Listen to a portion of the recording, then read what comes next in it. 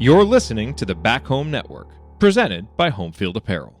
What physical basketball is versus physical fouling. You watch it on YouTube. Anyway. I saw the game. I watched the game.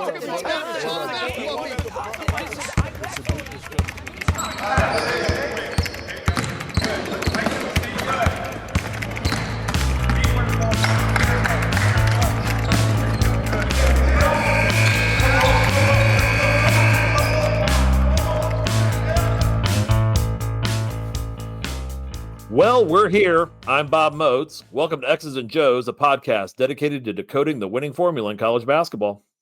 And I'm Mike Weemuth. Welcome you to episode 30, The Science and Art of Bracketology, how the changing landscape of college basketball is impacting the forecasting for March Madness, recorded on the evening of Thursday, April 17th, 2025. So, Robert, seems the fairness doctrine is eventually kicked in, and we finally have a guest who is a fan of one of my favorite pro teams, the Philadelphia Eagles. That's what I understand. We welcome our good friend from the Assembly Call, Andy Bottoms, who also is a fan of one of my favorite teams, the Cincinnati Reds. But yeah, at least the Eagles win more. I'll go there. Yeah. This is true. Just something for both of you is all I'm really here for. So, Yes, exactly. We Welcome, Andy.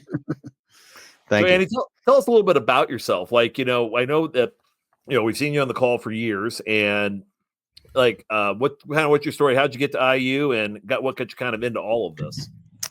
Yeah, I'll try to weave in why I'm a fan of two, not too close geographical teams. So I'll get to that as we go. But no, I went to IU, grew up in Indiana, different places. My dad worked for JCPenney and would get transferred different places, but always within the state. So was born in Logansport, lived in Muncie, lived in Fishers, lived in Fort Wayne, and then went to school at IU, and ended up staying down there. My parents moved to Northeast Ohio while I was there. He got transferred again, and so at that point, I pretty much just stayed in Bloomington year round. So that was it. My dad went to IU, as anybody who's listened to a lot of our shows knows. He's kind of the one who got me into IU sports, football just as much as basketball. We had season tickets for a long time, so that kind of was where my IU fandom comes from. The other professional teams that we talked about, when I lived at the time that I lived in Indianapolis, it was not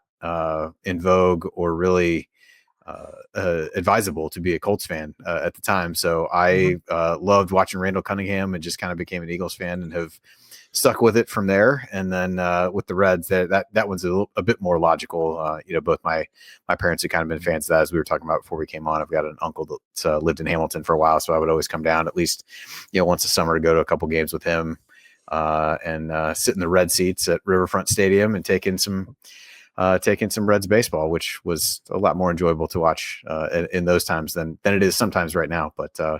But that's it. And again, those who know the Assembly Call, I've been doing that for however many years it is at this point. I think I've probably lost track, and so have done that, and then started doing some bracketology work when I wrote for a website that Jared was managing way back even before the Assembly Call started. So that's been a while as well, and we've since been to Cincinnati twice now since we moved out of college, was in the Cleveland area for a little while, and then been back here for about 12 years, and that's it. Just hanging out here, going to watch my kids' sports, and that's pretty much my takes up my recreational time, I would say.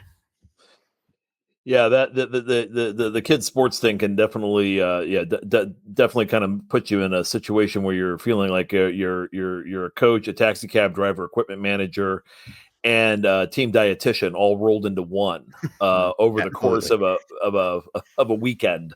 Yeah. Hey, Andy, I'm curious. As a bracketologist, I've always wanted to ask this. When you were younger, did you run like the bracket pools in your junior high and high school for the NCAA tournament?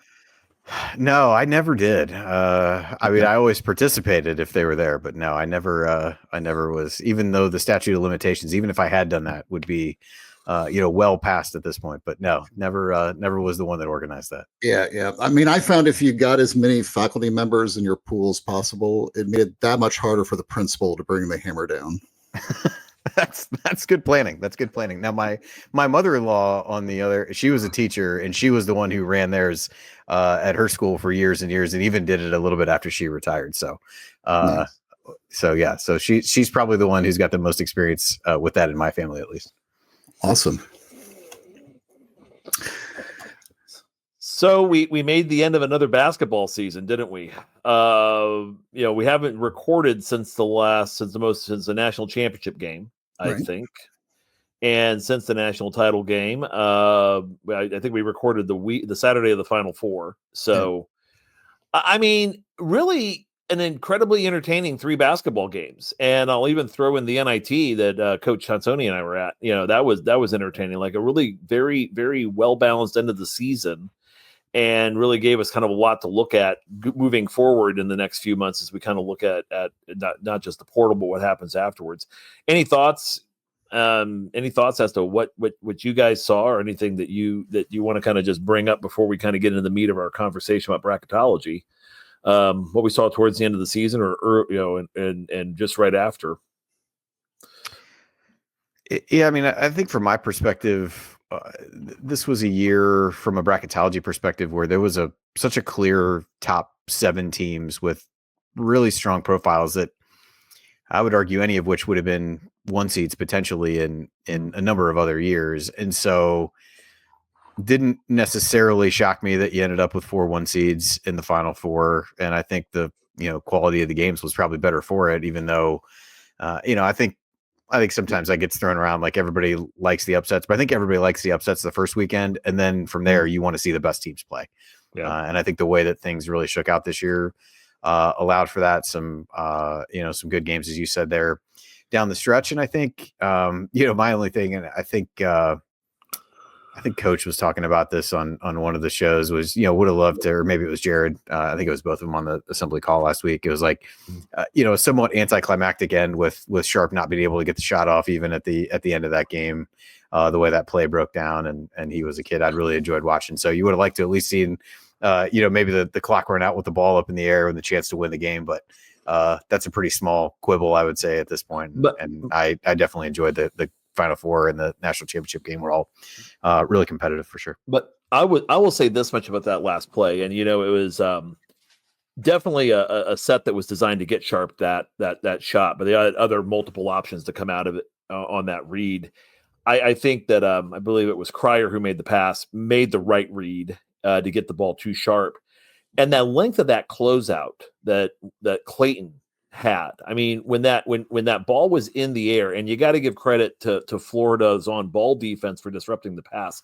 But I was just looking at this as, this is what we talk about a lot. You can scheme all you want, you can draw up what you want.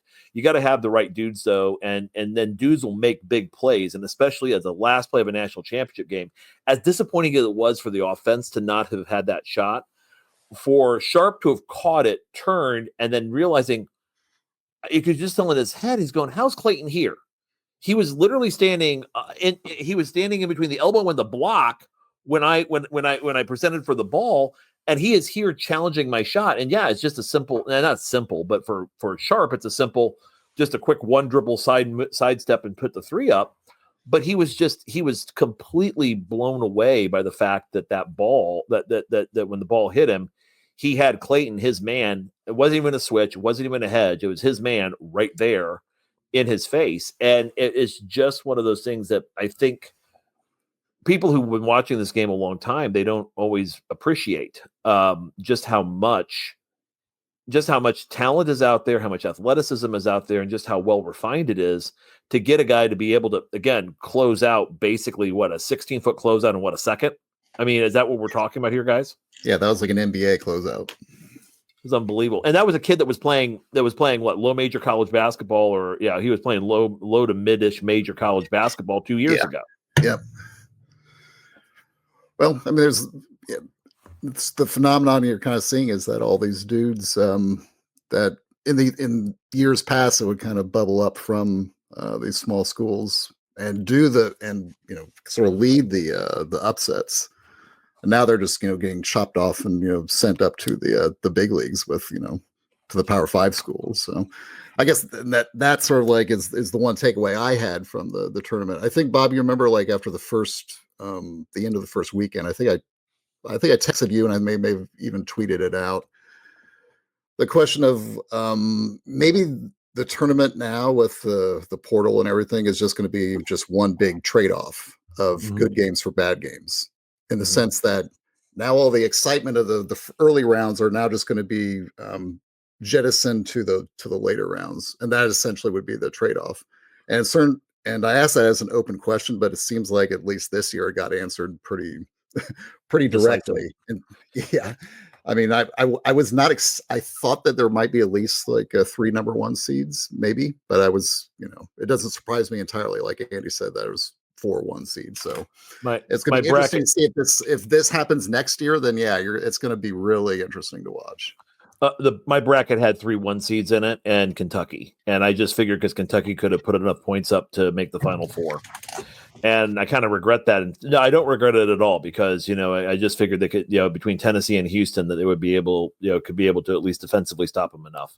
Thought they at least had a shot at it, and I just couldn't find myself putting all 4 1 seeds in a Final Four. That was the other thing. I had to cut somebody, and it wasn't going to be Auburn. So, and Florida and Duke were obvious ones to me. That feels like an instinct when you fill out your bracket, right? Is that you almost like force yourself, even if logically you think, okay, team X is better than team Y. But at some point you say, okay, well, where are the upsets going to be? There have to be some upsets, towards the end. So I think you're right. You just almost like think, okay, that one. Yeah. Well, I think the other thing with what you said was some of the there being fewer upsets this year, I think more so, particularly than the year prior, a lot of the better teams that had been toward the top of a lot of the mid-major leagues, a good number of them won the conference tournament. So it wasn't necessarily even a function of your 12, 13, 14 seeds not being as strong as they might have been in other years when there were more upsets. Yeah. I would say by and large, I'd have to go back and look, but at least based off of memory, I think it was a lot of teams that were, top couple teams in their leagues where you might sometimes chalk it up to that. So there's definitely a lot of things that you look at from this one where you're very curious to see, does next year look like this, or how much of an aberration was it? Was it just these teams being that way? Because you had a handful of mid-major teams who I thought were interesting, but really very, very few kind of really took anybody down to the wire. Yeah. And so when, after the first thing we're going to do is we're going to quickly go through to talk about our good friends at Home Field Apparel. We're going to get into a lot of this. So what we just talked about is really what you're going to be hearing for the next however long we decide to do that. We trying to keep it at our usual length, or a little less than, or a little more than, depending on what you're feeling. But we're going to talk a little bit about our good friends at Home Field Apparel, who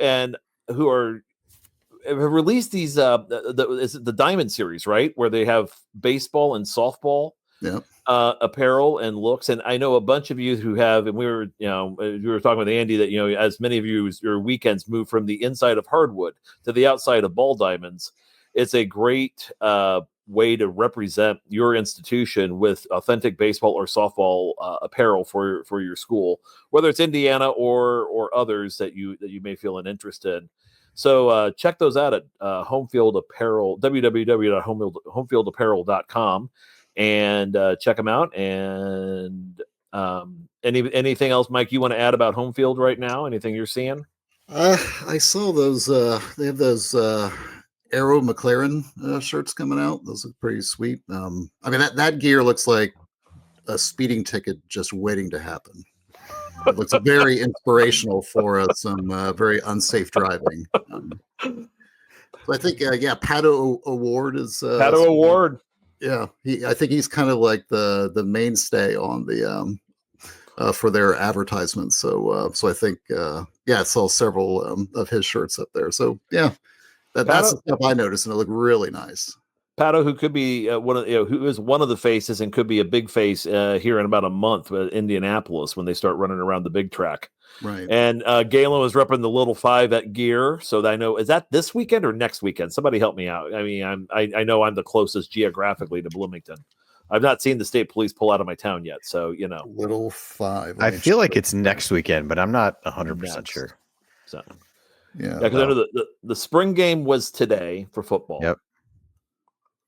I know Little there Five have been years when they tried to tie that into when Little Five was, but for some reason I want to say Little Five is next weekend, but I think you're right, Andy. we'll see. And we'll give Mike a moment here. While Mike is doing, while the crack research team here at X's and Joe's is on this, I will say an additional home field. This is always a good time of year with high school graduations. We've done this for neighbors and things like that who are getting ready to head off to college, get ready to start them with some with a nice shirt. My daughter decided that she's going to the University of Dayton, so ordered a couple things for her and I. So good time of year to get yourself some merchandise for where friends, family will be matriculating in the fall. Great awesome. idea, Andy. Dayton Great Flyers, idea. huh? Yeah. All right. And see if she can get you some tickets. Have you been to a Dayton game recently? Have you been ever gone? It's been a while. I've been up to the arena multiple times. I went when IU played there, when the 1 seed team was there. I went the first, I think that was the Thursday or the Friday, whatever the first day they played was, had been there. So yeah, I'm looking forward to that. I'll definitely be going up for some games. It's a nice venue and a passionate fan base for that. So they definitely for her. They definitely packed the arena. All right, Mike, do we have a verdict, or are we? Yeah, April 25th and 26th. So it's not this weekend, but next weekend. And of course, it would be this week. It's Easter. I should know. I'm off tomorrow for Good Friday with my kids. So yeah, why would you do a Little Five on Easter? It's that would be a very hedonistic move there by the IU administration. The student foundations last year struck down by lightning. Okay, so when we come back, we're going to get into bracketology here on X's and Joe's. Welcome back to X's and Joe's. I'm Mike Weemuth, joined by Coach Bob Moats and our guest, Andy Bottoms. So, Andy, before we get into the nitty-gritty details, I wanted to lead off maybe with a more, let's say, 30,000-foot question I've had for about a year or so. I have my own theory on this, but I wanted your professional take. Why do you think bracketology has exploded in popularity of late? And I mean, not just in terms of number of, let's say, like practitioners in bracketology, but also what seems like the public's insatiable appetite for all things related to bracketology. Yeah, it's a good question. I don't know that I have a great answer. I do think as it's become a little bit more data driven. I mean, it always has been to a certain extent, but I think a lot of the terminology that's used has worked its way a little bit more into the conversation in terms of what you'll hear on broadcast, and not just when they bring Joe Lenardi in from the bunker, but just even a lot of the announcers will talk about it. Now, there are also some who kind of bring it up in a tongue-in-cheek way about what it is, and I know like Tate Frazier and talking about the bubble boys and all of that stuff. I think there's a little bit of that. I do think like accessibility to the metrics and things like that are used probably have a lot to do with it. And I think a little bit of it is probably just the general nature of people to want to kind of prove they're right or prove someone else is wrong, and be able to kind of find and poke holes in different things like that. And I think some people actually get into doing it want to be able to say, hey, I did this better than this guy that's on TV or something like that. But I don't know. I'm curious to hear what your theory is, because that was as good as I could come up with. Sure. Yeah. I mean, I think, and I don't think there's one explanation that covers all of it. I think they all incrementally play a role. I think in terms of like maybe why people follow it, my theory is, or at least what I maybe put sort of like towards the top, I think bracketology taps into that same part of our brain that drives the popularity of, let's say, like reality shows like Big Brother, or The Bachelor, or Survivor. And those are essentially the same kind of contest of inclusion and exclusion as bracketology is, right? I mean, should North Carolina get in, or should West Virginia get in? It's basically like the basketball equivalent of who gets the rose. Mm-hmm. Yeah, it does lend itself to some conspiracy theories as kind of came out toward the end of this, and some of the back channeling and stuff like that. So certainly for this year, with the conversations about Bubba Cunningham being the committee chair and some of that stuff, there is definitely a reality TV element of that. And the difference being you can't actually see what really goes on behind the scenes, where you get these bits and pieces of information. I think they've done more and more of that over the last handful of years, where they've, they'll interview the guys each, kind of each day as they get toward that end of the weekend. Oh, we're through this many teams. We're this, that, and whatever, but you don't actually know how they got there. So it definitely leaves a lot of room for people who are interested to at least attempt to fill in the gaps with their own thoughts and information and try to see if they can figure out what they're doing.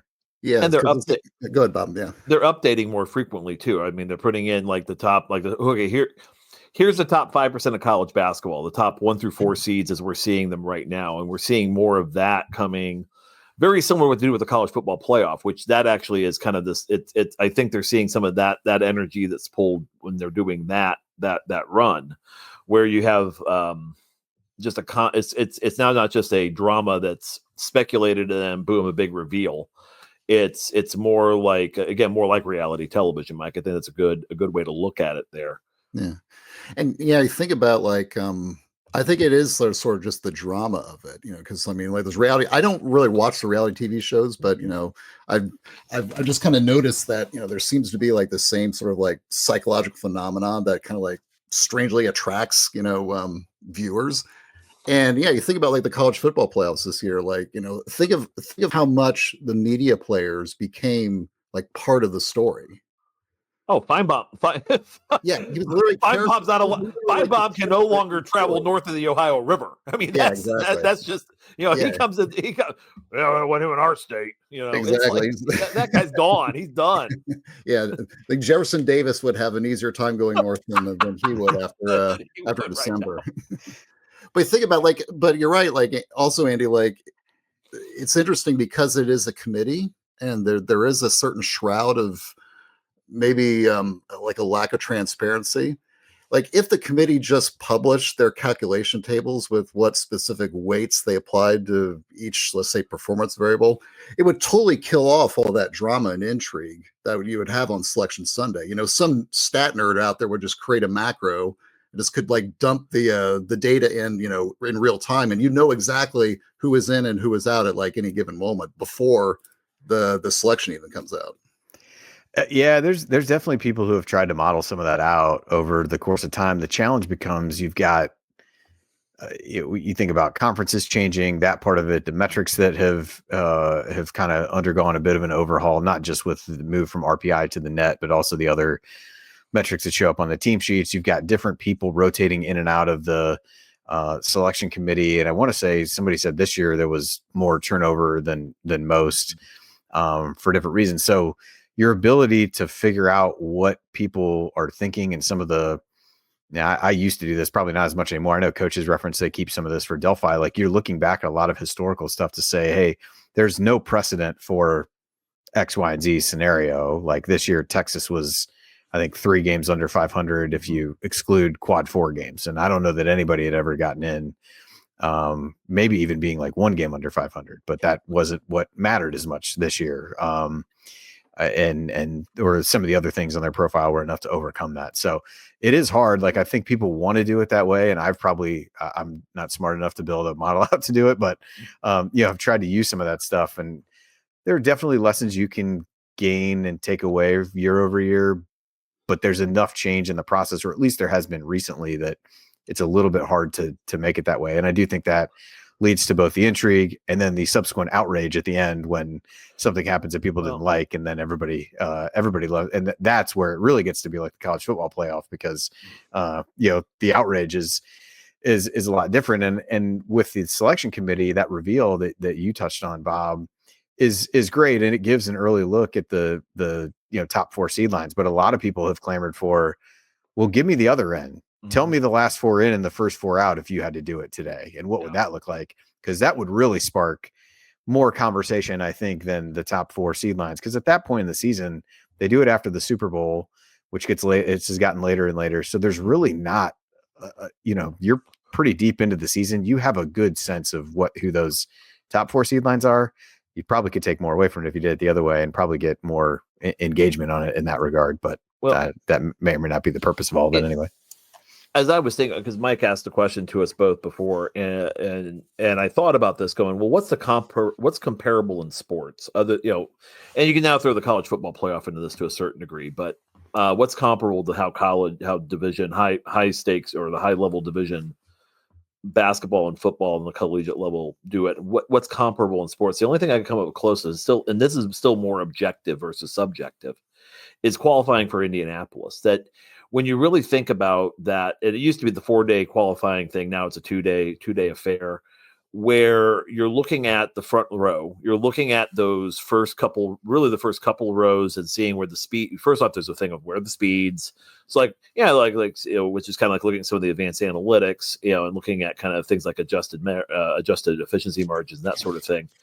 But then you're really fascinated by after that front of the field of who's going to win it and where would they end up, and that where you end up is a part of this also, because that geographic advantage kind of plays, and the geographic issue kind of comes into play. The back end, it's that last hour of qualification where you've got somebody with duct tape and Bondo and a Pinto engine trying to qualify.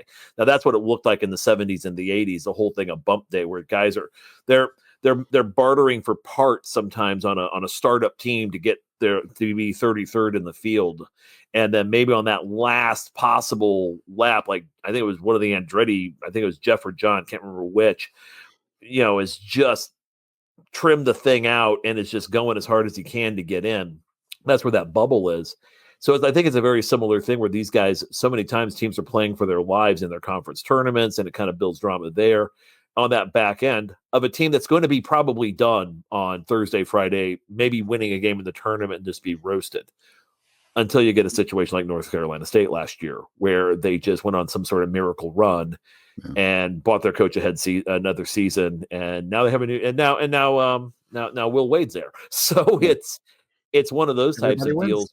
The drama element so critical, but it's also a thing where I think that there is an amazing amount of engineering. So like, Andy, I guess the question as we kind of look at this, how do you actually do this? Coach has given me a few things like off air on an assembly call here and there, but what's the practice of this? I mean, how much of it's art, how much of it's science? And I would almost think it's more of an 80-20 type situation. I love, Bob, that you're asking this, because it sounds exactly like the Bob's question from what was that movie? Office Space. What would you say you do here? What do you say you do here? What do you do here? Well, that's perfect that you asked that, Bob. And Andy, if you started with, I'm a people person, that would do it for me. That would do it. Perfect. Yeah. My mind did not go there, but I do, I do like it. I think, in what coaches said, I think they have an interesting setup, because what they're doing at Delphi, and he and I have talked about this, there's a chance, because they've got more people. It may help them mirror the committee a little bit, because you get more different points of view, where when you're doing it by yourself, it gets a little bit tougher. But, the core of it is, kind of you're almost starting from scratch each time you do it, or you probably should be. I think as you get to championship week, there's probably times when you're just kind of making tweaks as you go from there. But a lot of it, first step for me is being able to pull the data from different places. So there's, whether that's the, team sheets and nitty gritty stuff from the NCAA, or I know like Warren Nolan has a site where you can get to, he probably has a better looking version of the team sheets than the NCAA does, I would say. Torvik has a screen that basically pulls in all the metrics that show up on the team sheets all into one place, which is helpful for me to kind of download and slice and dice a little bit. And then you're really just kind of, looking at teams in groups, essentially. I wouldn't say I'm trying to replicate exactly what the committee does, but they do. If you go through and read their procedures, and they've done some like videos, I think Andy Katz has done some videos over the course of time in the last few years that kind of speaks to the process, but they're kind of voting on certain number of teams, and then you kind of get groups of teams to compare. So you're not really looking at everybody all at once, but really gradually working your way through that, looking at quad one wins, looking at the metrics, looking at road and neutral wins. What the committee has always said is, who did you play, where did you play, and how did you do is the kind of guiding principle for it. And I'm sure there's points in time in recent years where you could say, okay, well, how did you apply that in this situation? But I think you're trying to use some of that historical stuff to figure out how did teams like this get treated in the past. And I do think it's, I do think it's something that is becoming a bit more metrically driven, I guess. And there's no substitute for watching games, although I would tell you that I'm able to watch a lot fewer games now than I probably was at other times. And that still needs to be a part of it. And the way they have the committee is there's certain people on the committee that are responsible for different conferences. And so as they convene, they're given updates on that. They're looking at talking through injuries or different situations and things like that. And one of the things that's ultimately challenging about it is like you're trying to match what the committee is going to do, not necessarily what you would do. So if it was what I would do, it would probably be a little bit easier, but you're trying to think through, and that's really where the kind of art piece of it comes. The science is the metrics and being able to pull the numbers that may allow you to compare teams in different ways. But the art, if you put it that way, is trying to figure out that and how a group of 12 other people is going to take that and interpret it and how they would handle things based on precedent, based on, what you've seen this year and how the teams stack up and things like that. And sometimes when you sit back, you're like, you spend a lot of time doing something to try to, predict what a bunch of other people are going to do. And, makes you wonder if you could have spent your time a bit better, but who's to say, but it's fun. So the analytical part of me enjoys it. So I've always liked it from that perspective. Yeah. I was curious about that, Andy. Like, you said you're essentially in a way trying to take an educated guess about what a committee that you have no access to is going to do on a particular day. I've always noticed after the selection is made on Selection Sunday, and you'll talk to people that study bracketology, and so often you'll see them comment about like certain variables that seem to get a little bit more weight than others, and it seems to change every year. It's like, oh, they told us that thing X was going to be something they're really going to focus on this year, but it looks like more that thing Y was actually the thing they put a little bit more precedent on, or a little more pressure on the in terms of weighting the scales, so to say. Is that something that you notice like with any degree of consistency, and is that something you find yourself trying to like guess, or is that like a big part of like the guessing part of what you do in bracketology? I would say I probably look more at what they've done in the past, even if that may not be what they're doing now, because otherwise I think it's you're guessing even more than you would otherwise be. Okay.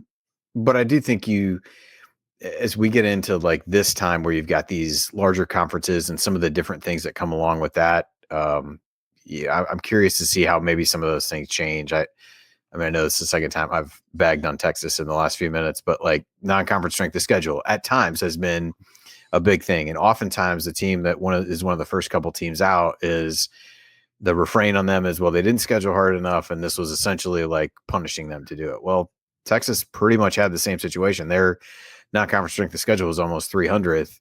They finished with a losing record in their conference, which conference record doesn't matter.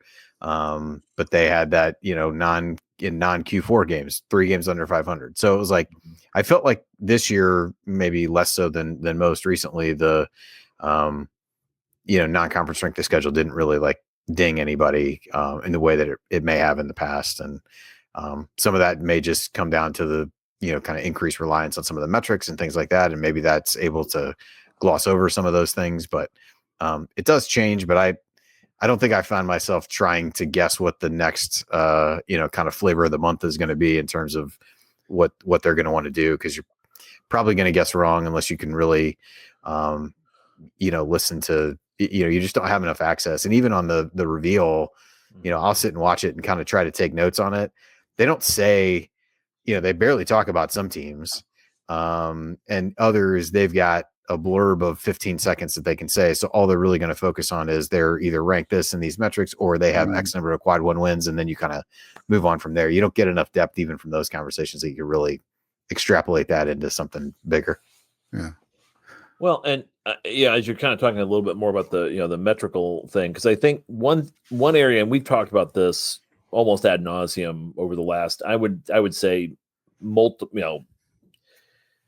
for a long period at Indiana, trying to figuring out how do you prepare a schedule, for example, that will maximize your chances for making a tournament. And this goes back even well before recent events.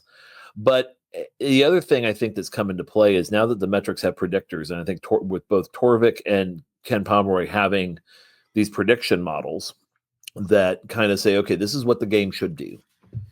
And those prediction models drive rankings inside on their websites. So when you start looking at like one of the great anomalies was Purdue being sub 500 and being top 20 in Ken Pom, because they kept beating the predictor. They didn't win, but they beat the predictor.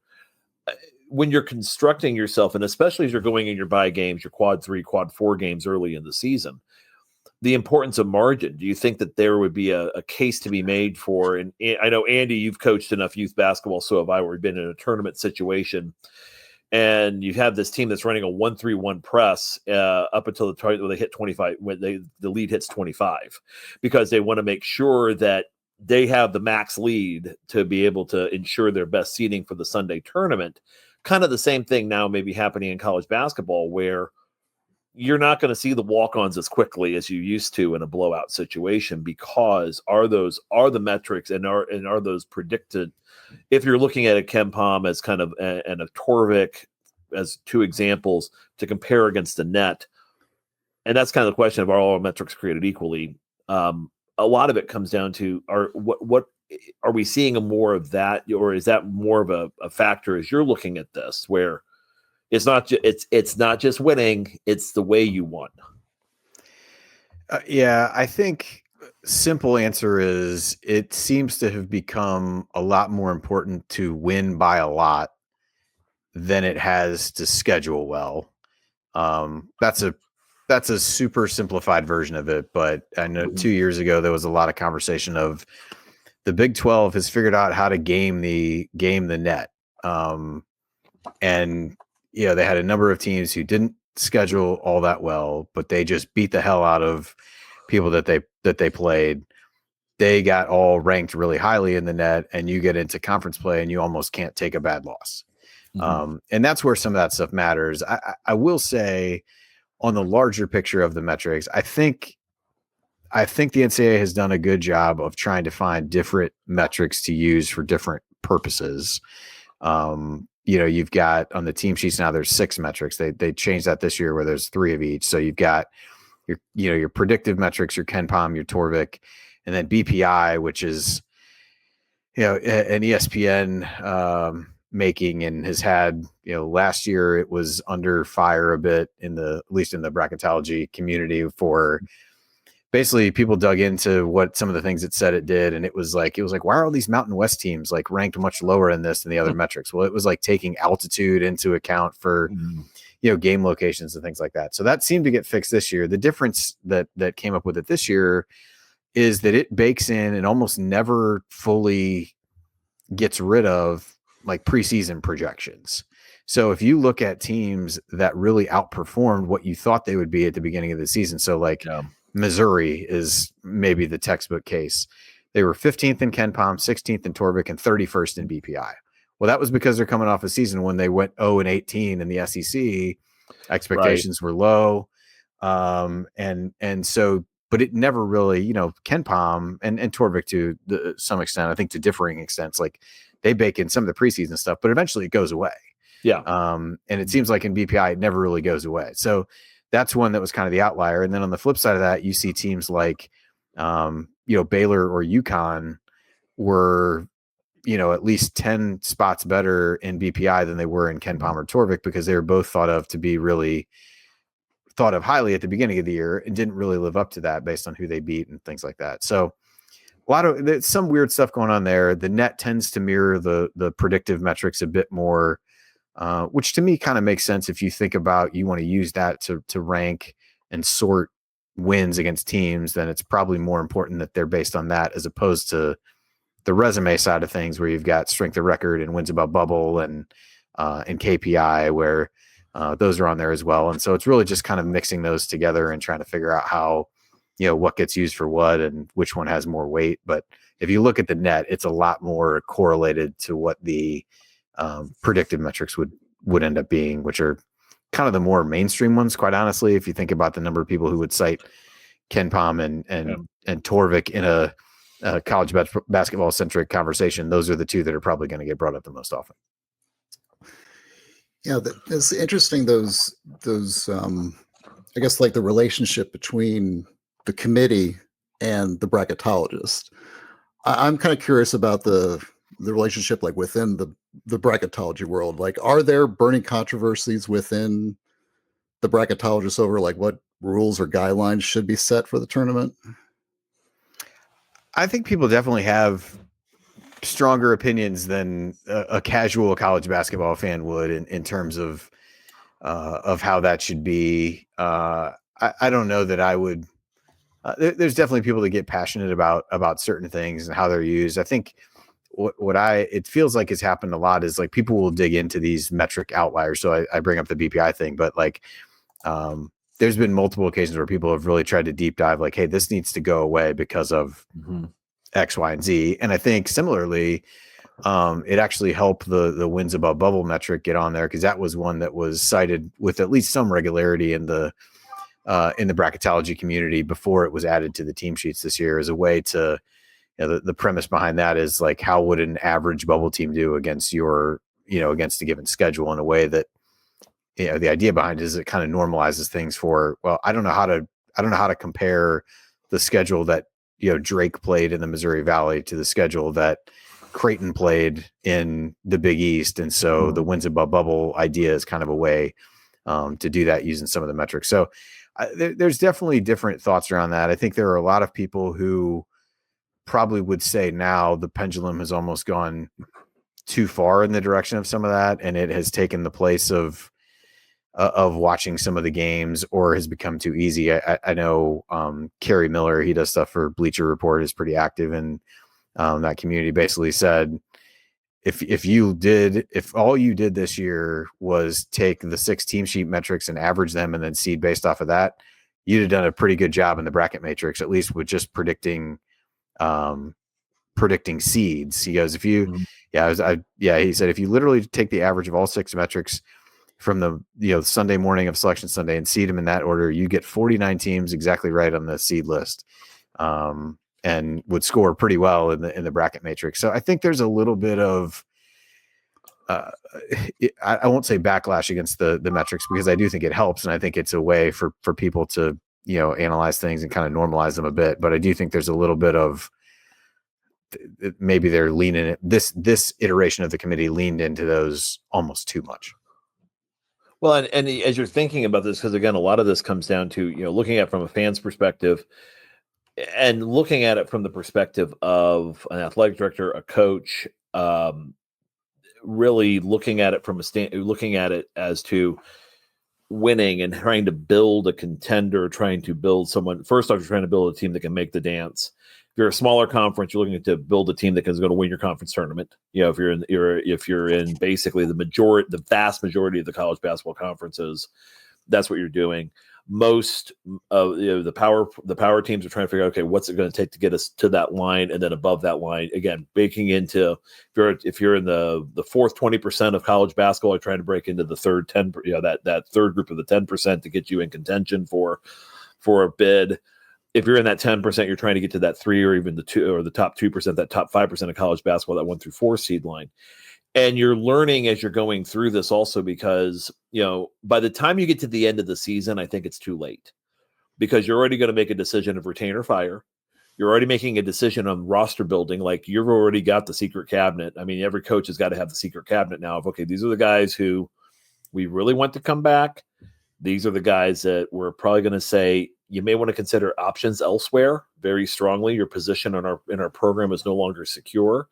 If we lose this guy, here are our targets. I mean, you're hitting the ground running. You don't really have a whole hell of a lot of time to reflect after the season is over. So when you're looking at the analytic sites and the metric sites, and you're looking at you're looking at that, and you're also maybe they are looking, maybe not necessarily at bracketologists, but maybe they are looking at where all this is kind of shaping out, you're making decisions about your program kind of in real time, projecting forward. And I just think that there's definitely a value in all this, because at the end of the day,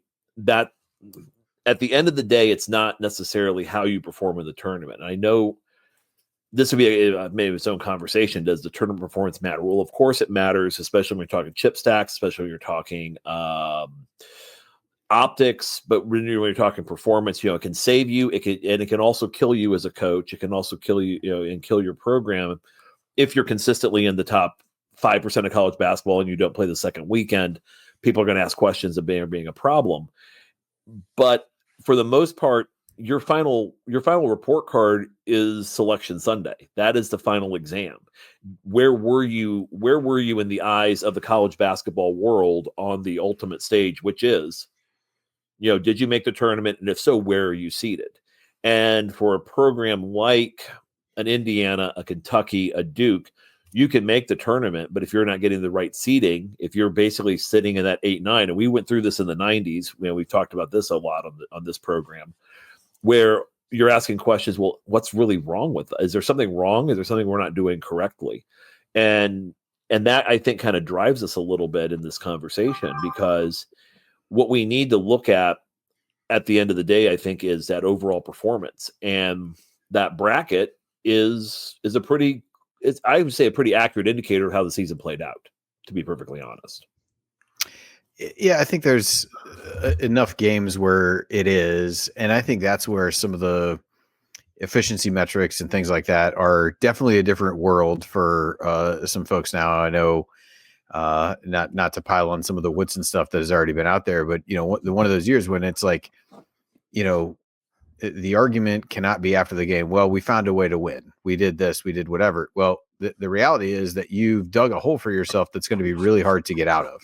Yeah. If you don't play well then. And I think as you look at some of the amount of roster turnover and things like that, like understanding how to schedule and managing that performance over the early part of the season while you're still trying to figure out how to get your team to come together and carving out roles and all that stuff, like, takes on a lot more importance, because the ability to have some of those growing pains is not gone, but it's definitely different as you look through it that way. And so how do you get some games under your belt where you can work the kinks out a little bit? Or are you better to start against a better team and the thought that, well, losing this game doesn't really hurt me a whole lot, versus if I start against a lesser team and only win by single digits, do I want to do that? And one game doesn't kill you, but if you get enough of those games stacked together, it really does. And so I'll be interested to see how some of the scheduling stuff changes with the amount of roster turnover and things like that. Challenges, there's some of these made for TV type events that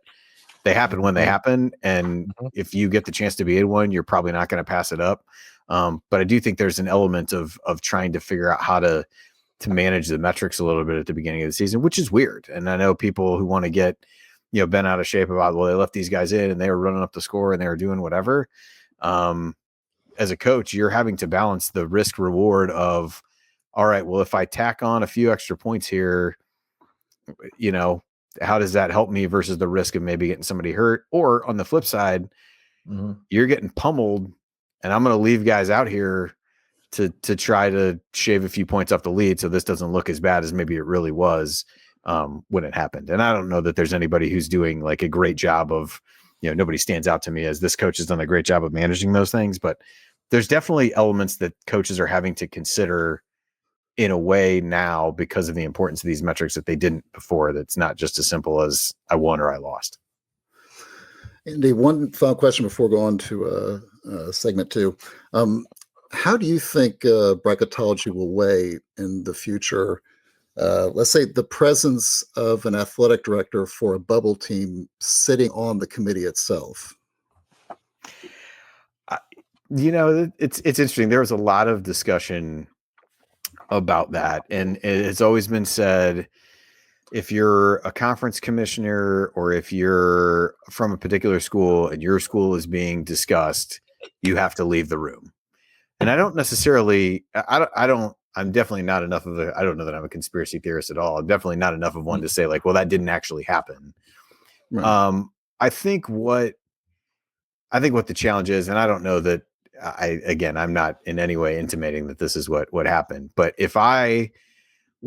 what I would do if I was in there and I wanted to see my team get in, I would certainly focus on the metrics that told a better story for my team as we were discussing other teams to kind of plant the seed with that. So again, I'm not saying that Bubba Cunningham did that, but if I was looking at, North Carolina's profile as an example, where they were really strong was in the quality metric side of things. Their quality metric average was like 31. So, which would very clearly be a tournament team, but their resume average was a 45.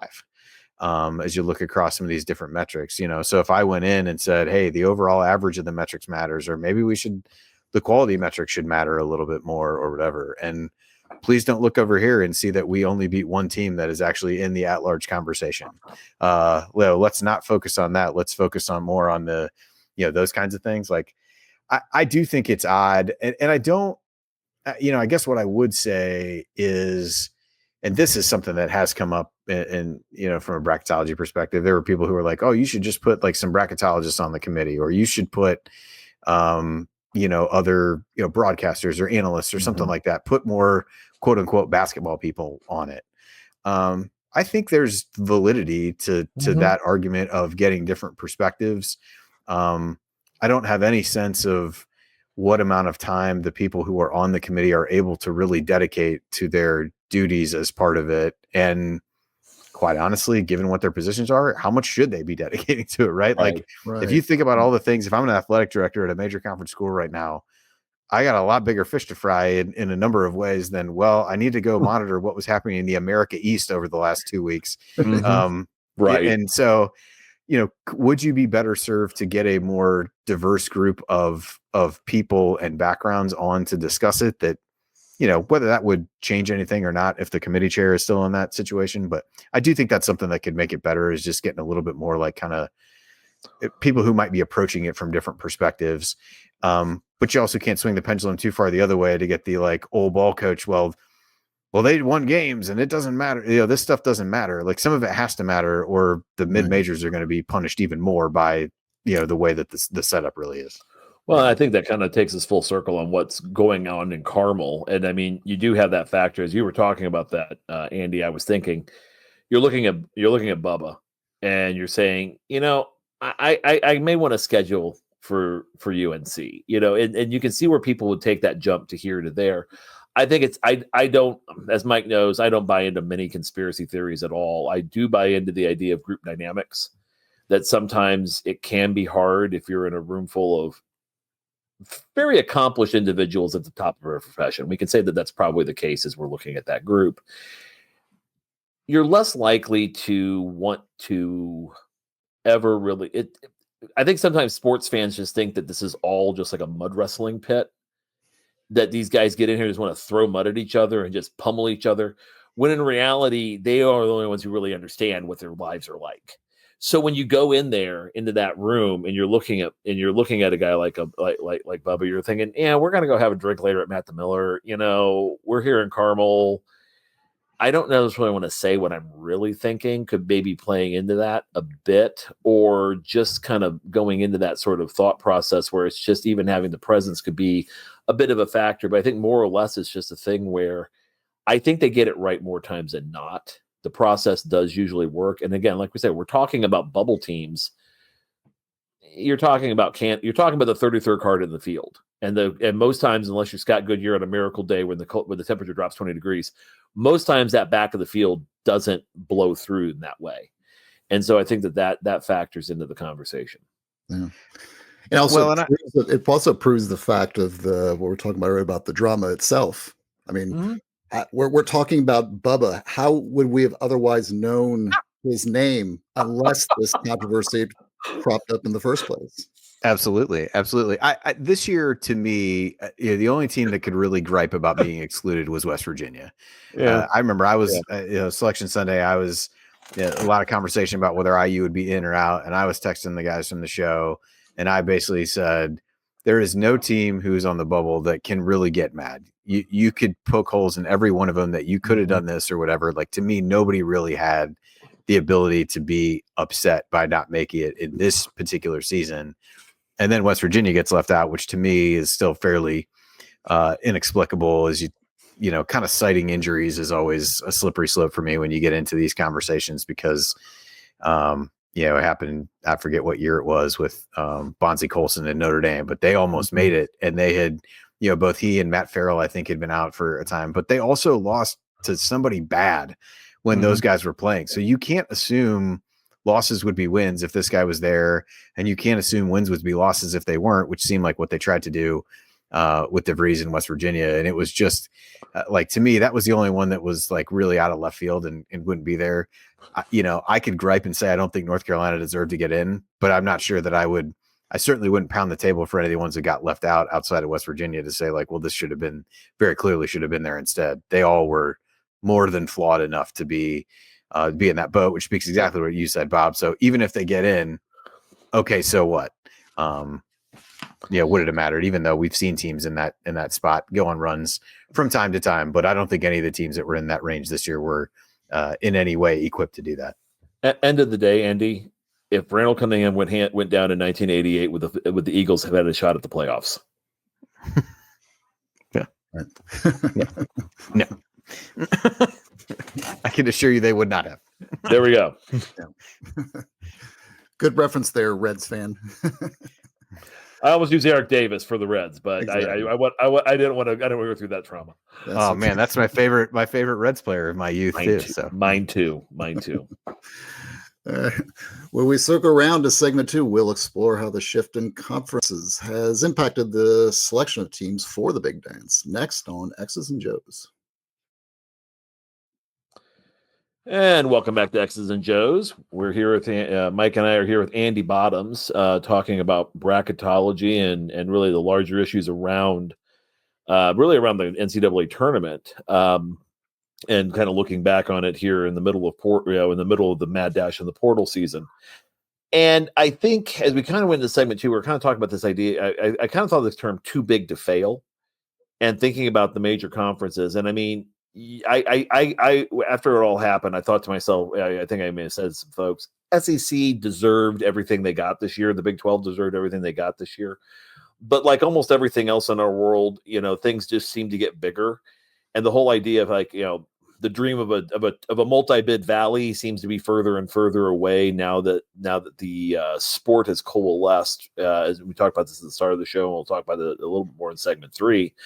But the great conference shift, and you can kind of go back 20 years to this, but even going back, back to Butler going to the Big East along with Creighton and Marquette, the death of Conference USA going to kind of whatever limbo they're in at this point. The Pac-12 is dead. I mean, it doesn't even exist in name anymore. How does this kind of shift the conversation as we're looking at college basketball and looking at what that actually does for the mid-majors who, as I'm kind of thinking, are like the Saturday, when we used to watch pro wrestling on Saturday mornings at 10:30 on Channel 4, whatever channel they were on, you'd see Hulk Hogan and he'd be wrestling some guy named somebody named Smitty from Gary, Indiana, and Gary get 2 licks in, and then Hogan would pin him in the prerequisite 7 minutes of time to promo WrestleMania. This is prime Brooklyn Brawler territory, I feel like. 100%.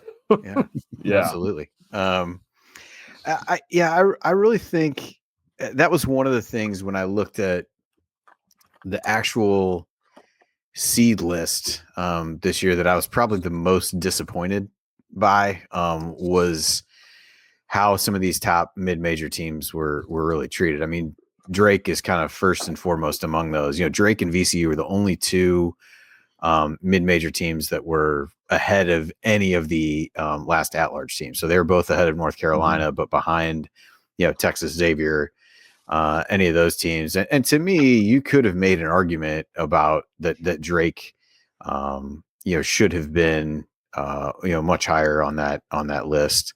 maybe as high as a 10 seed. It's just one of those where the ability to, this is what the metrics in some ways are intended to be able to help in terms of looking at a team like that. I mean, they were 6-0 in the top two quadrants. Now, you can argue the best win was a neutral court win against Vanderbilt in the preseason tournament, and they had a few Q3 losses, but metrically they were decent. If you look, their resume average was a 35. So like, and the quality average was worse. I think in some ways it was, because of, some of the ones that may not have predicted them to do as well at the beginning of the season. So maybe a little bit of the BPI component in there. But you had a pretty good set of mid majors in Drake and VCU, UC San Diego, even Colorado State was really thought to be, right around the bubble before they end up winning the Mountain West. And like, they were lower than any of those teams. So, the what you take away from that is not a single one of those teams would have made the NCAA tournament had they not won their conference championship, because you figure another loss probably bumps them behind North Carolina. And that to me is pretty disappointing. You're rewarding multiple SEC teams that were 6-12 in conference play. And again, conference play is not a team sheet metric. It's not supposed to matter, but and I know there's unbalanced schedules and all those things, but man, I find it real hard to look at a team that's 6 games under 500 in their league and say that they should be head and shoulders above what some of these top mid majors were, who were really pretty solid all through the year. And basically the message is you can maybe slip up once or twice, but that's it. And that's all you've got. I mean, Drake lost 3 games all year heading into the tournament and would not have been in had they lost the 4th in the Valley. So that to me was super disappointing to see how those were treated. And that's probably one thing I'll look at as I go in and do stuff next year. And like, okay, I'm not even going to bother trying to talk myself into why these might be a 10 seed, because it just doesn't really, it's just not going to materialize that way. That 11 seed always interests me, because it always seems like that's one that you're ripe for a second weekend if things break a certain way. And I think that's an interesting thing about like Drake in this circumstance was they get the 11. And to me, like the 11 is kind of like the 5-12. But I think it usually gets just a little better. Didn't VCU when they made the Final Four, weren't they at 11 seed, guys? I think they were. I believe so. I think that's right. Yeah. And so it's like if a bracket, and again, we'll talk more about brackets breaking, as we go further, but that 11 seed to me is an interesting one because I think that, again, you're playing a 6 seed, which is usually one of your lower end power conference teams who may be going through some issues because they really didn't just skate in, but they're close to skating in. It's not exactly a great situation. And so a team like a Dayton, a team like a Drake can go in there, and then if they get a 3 seed on a bad day, because again, and this year was a little more the exception to the rule on that one. But I think you're right though, the way that they're treated, because you can kind of think about, would it be better to be an 11 seed than it would be, let's say, to be an 8 seed, for example? That would be kind of my argument. Would you rather be, if you were Ben McCollum this year, would you rather have been the 11 seed versus the 8-9? Yeah, it's interesting. It's one of those where, the fact that they won, this is where you try to stay away from, hey, this happened in the tournament, so I was right or I was wrong about a team that was underseeded or overseeded or whatever. And so I think your inclination in the case of Drake is they come out and they beat Missouri, and it's like, okay, well, I was right. They should have been a 10 seed, or they should have been higher on the list, or somebody loses and you're like, yeah, see, they didn't deserve to get in after all. And so you look at some of those things, but I think from the actual team's perspective, I think you're spot on. From a team, and as we know, it's all about matchups. But I mean, you're getting essentially a 6 seed is a back end of the top 25 type team if you put it into those things. And we see those teams get knocked off all the time, right? Where you just kind of have that churn toward the bottom of the top 25. Type scenario. So I think from the coach's perspective, like they probably don't necessarily come out and are super pissed that they didn't get that, because all suddenly they move up to a 9 seed and it's like, hey, congratulations, you get to play Florida or you get to go play Houston in the second round, even if you prove yourself by beating the 8 seed. So I think from the team's perspective, there's definitely validity to that. But I would also definitely the committee's not doing them that favor of, hey, we tried to make it easier for you, No. all the while we were disrespecting the fact that what you're doing is in any way comparable to what major conference teams are doing. And even though they're losing a lot of games, they're doing it somehow with such flair that makes them more desirable than you winning a bunch of games. And wasn't Drake pretty much it this year, guys? Drake was the one team who did it. Right. Yeah, Well, I mean, I really thought, well, I guess Colorado State beat Memphis, but that's one of those weird ones where Memphis's resume metrics are really good. Their quality metrics are terrible. And so they enter as the 5 seed as an underdog against Colorado State. So they did that. I really liked UCSD to beat Michigan, and had they not dug themselves a massive hole in the beginning of the game, that furious comeback would have put them ahead instead of letting them fall short a little bit. So there were some good teams, but yeah, I think Drake's the only one that really did it. Yeah, I thought VCU, with how they play, I thought they could have given certain teams a real headache because they're frenetic style and they have the athleticism, I think, to keep up with a lot of the Power 5 schools. I thought so too. I forget who they played though. I cannot remember. Yeah, I'll have to check. Yeah. That was so like 3 weeks ago. I can't even remember. So absolutely. I might be able to figure it out somewhere, but anyway. Yeah. Well, I'm curious about that, Andy. You said that, the committee, you say that the committee looks at, sort of like the history of things. And obviously you bracketologists kind of go off of like some degree of past history. But let's say if we assume that we think that the smaller schools are kind of maybe getting the short end of the stick when it comes to seeding, does the fact that what happened in the 2025 tournament sort of reinforce that going forward into like the 2026 seeding? I mean, is the committee says, well, look, I mean, we kind of like seeded them this way. We gave the Power 5 schools a little bit more benefit of the doubt. And look, I mean, there weren't that many upsets. So aren't we doing things right? Yeah, I'm curious. I'm curious to know, and I never will, but I am curious to know how much the people on the committee, especially those who are back, year over year, the ones who will return next year, would feel in some way vindicated by, I can sit here and say, well, you shouldn't really use that. But, how many of them were like felt vindicated by, well, North Carolina came and beat the hell out of San Diego State, so we were right to include them. And, maybe that's a fair argument. Maybe it's not. I don't know. But I would be curious to know how much of that they really look at versus is every year kind of a blank slate and this team played whoever, until you get a team like Gonzaga that kind of started in that area, has built themselves into a national power where now they're at a point where they do get the benefit of the doubt in a lot of cases. And you're like this one where they were like the anti-Memphis that I brought up before. Their resume metrics weren't very good because they didn't really beat that many good teams.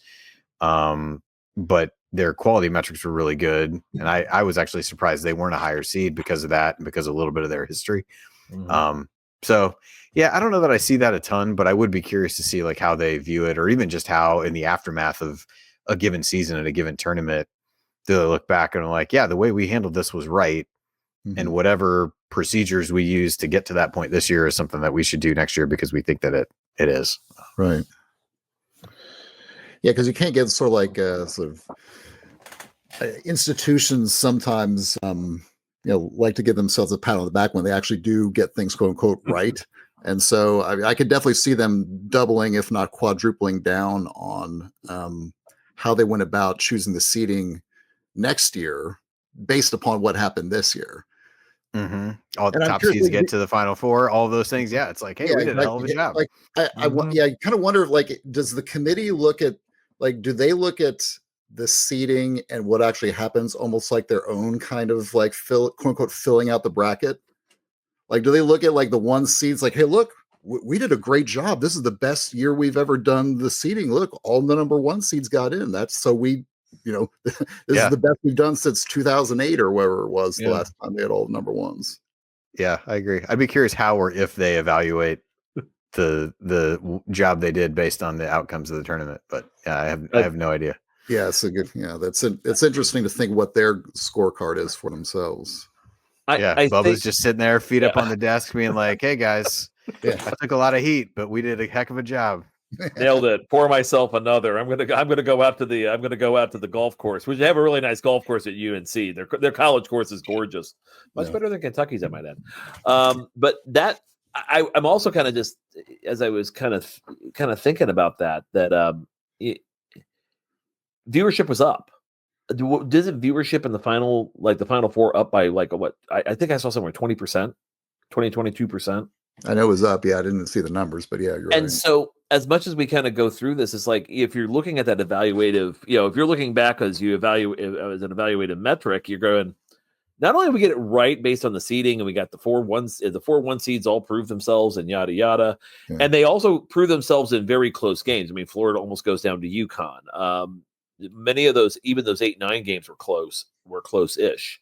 That these teams found a way to persevere through. But that also kind of comes into, you kind of got what you wanted, which more eyeballs, which makes CBS and Turner extremely happy, because for what they've paid for college basketball, just it increases the brand more eyeballs watching, more people being invested in the tournament, more Okay, so DraftKings is a little pissed because they don't get it, actually DraftKings was probably incredibly happy with some of the things that were happening because they were getting a lot more action on some of these games, just because it made a little more sense for people to be betting Texas Tech and was it Florida? No, it was Texas Tech's Auburn, right? Like, whichever SEC team it was. So you get that element in there as well, which is you get much more interest when you're talking. And this is again going back to when we talked about the old NBA back in the 90s of it's rigged because look at the Bulls always making it, that sort of thing. Well, maybe the Bulls made it because they're the Bulls, or there's a conspiracy against at that time I think it was Golden State with Chris Webber. They fouled him early because they won it. They won a big market final sort of thing, or Sacramento I'm thinking of. So it's one of those types of, again, go back to the conspiracy theories, but when it all kind of shakes out, usually the best teams will persevere. And it's really hard to get that in a single elimination tournament, by the way. So much wonky shit happens in basketball. It's not even funny. So that's there. And so let's think about, kind of these mega, if you're in one of the megas, and right now we have the Power Four, the Big East, the Mountain West.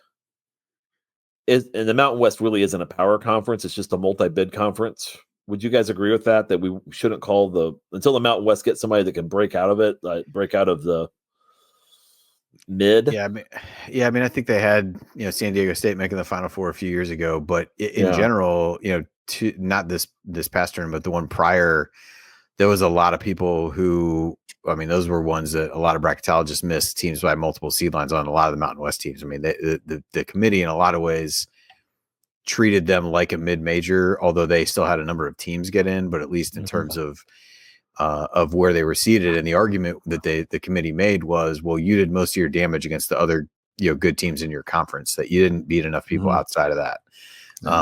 Now those are also the teams in a lot of cases, unless you're getting into an event that people aren't going to really schedule a great deal. So yeah, I think that I do feel like the Mountain West is kind of the one that's kind of in the middle, where they're not really like the other mid majors, but they're definitely not like the other five in terms of the respect that they see. Because you saw that even this year, the Big East was not it was probably better than it was a year ago, but it was down a little bit. And St. John's got that last 2 seed, and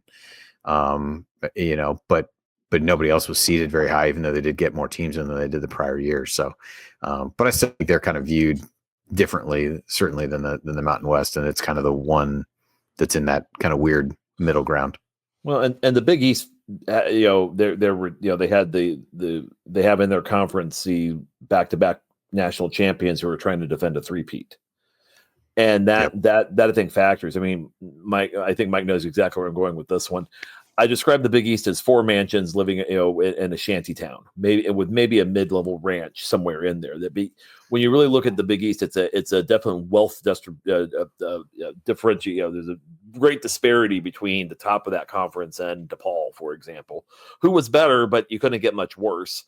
It made sense. It made sense for Butler to make the move there because Butler was dangerously getting close, even going to the Atlantic 10, of being the team nobody ever wanted to play. How would you schedule games if you're against, if you're Butler? Because you probably, if you were a top 20 team, you play Butler, you may find yourself in a position where it may damage you by playing them. You're definitely not going to treat them like a bye game. That's one reason I think why you got suckered into the Crossroads Classic for so long was to try to legitimize that a little bit. And we can have, that's a whole, that may be an episode of its all, like the Crossroads Classic. Was this a good idea or not? And I can make definitely cases on that, but I do think that, you have those two conferences, but if you're looking at this, I think you hit the nail on the head, and where you're like, I don't think if I'm sitting at Michigan, I'm going to be saying, "Hey, Colorado, let's do Colorado State. Let's do a home away home series with you, or 2 home and away series with you." I don't know if you get any value if you're Michigan if you do that. Yeah, I mean, I think again, not to bang on the Texas thing, because it was the most kind of maybe not egregious selection. They did have 7 quad 1 wins, but like the lesson I would take away from them is, hey, look, if I'm in a league that's going to perform well out of conference, and that's really what's important, is as you get these cross conference matchups in different events and neutral site games and things like that before the season, if your league does well, and this is where sometimes I think Big Ten fans are apt not to root for other Big Ten teams, and I certainly would count myself in that camp in general, it does matter what you do. And so what we saw from the SEC this year was perhaps the extreme, but like they had a ton of teams pick up huge marquee wins, and by the time you got to the conference season, you couldn't take a bad loss. There's nothing that you could do in the league that was really gonna hurt you. So even though South Carolina didn't win hardly any games in the SEC, losing to them was not a bad thing by any stretch. And a couple of the teams that were bubble teams did it at one point. I think Arkansas got run out of the gym by them at one point. I think that's who it was. Maybe it was one of the bubble teams, but it really was not even considered a bad loss because everything at that point. So if you're Texas, you went 6-12 in the league, but none of those 12 losses were really bad. And along the way, of the 6 wins you got, you won at Kentucky and you did, this, that, and whatever. And so you kind of put yourself in that position. And that's not unique to the SEC. The Big 12 has done that other years. The Big 10 has been that way at times, where if you're really trying to avoid bad losses and you just get yourself enough swings at it at the big boys that you can get enough of those good wins. Like, to me, that's the lesson from what you saw this year. And Vanderbilt was a little bit that way.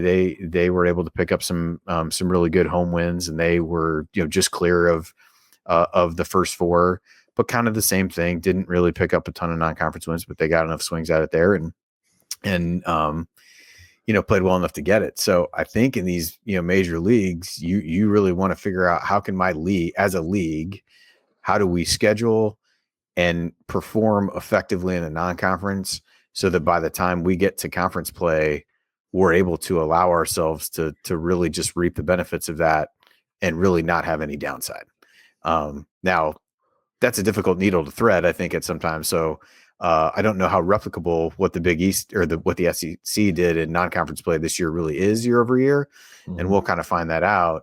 But especially as you get into these unbalanced league schedules where there's a bunch of teams you only play once, conference standings mean less and less. And as you look at it that way. So I think that's what'll be interesting to see, is how much of what was done there has been that way. And we're now, 2 years running, the ACC has stumbled all over itself in the non-conference, and you get these teams where they're so spread out that, you can complain about North Carolina, but they only really, of the top teams, I think they might have only gotten 2 cracks at Duke because that's their rivalry game, and everybody else you played once. And if you played all the tough teams on the road, which in their case was like Clemson and Louisville and some of that. So that's where the leagues they've helped themselves by being able to get enough power to schedule and do well, but they've hurt themselves because now you need to figure out a way to schedule your conference games such that the teams that you at least think have the best chance to make the tournament going into it, you give them enough tough games where they can kind of prove themselves in that. But